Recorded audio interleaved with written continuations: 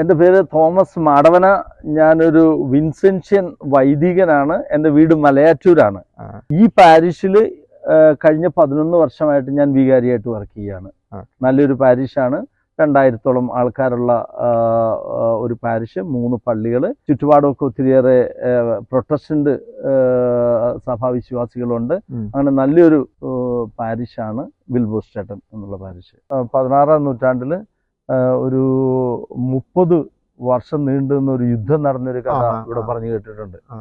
അത് കത്തോലിക്കരും പ്രൊട്ടസ്റ്റന്റുകാരും തമ്മിലുള്ള യുദ്ധമായിരുന്നു. അത് ബവേറിയ എന്ന് പറയുന്ന ഈ ബയൻ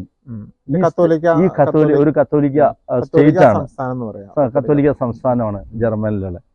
അപ്പൊ ഈ സംസ്ഥാനത്തിന്റെ അന്നത്തെ രാജാവായിരുന്ന മാക്സിമിലിയാൻ എന്ന് പറയുന്ന രാജാവ് പ്രത്യേകിച്ച് ഈ സ്റ്റേറ്റിനെ, സംസ്ഥാനത്തെ മാതാവിന്റെ സംരക്ഷണത്തിന് സമർപ്പിക്കുന്നു.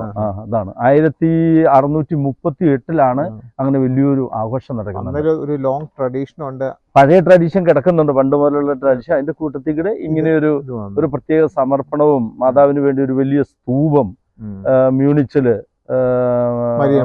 മരിയൻ പ്ലാറ്റ്സില് സ്ഥാപിച്ചുകൊണ്ട് ആ കാലഘട്ടം മുതലാണ് പ്രത്യേകമായിട്ട് മെയ് മാസം ഇതിനു വേണ്ടി സമർപ്പിച്ച് ഈ ഒരു ആഘോഷം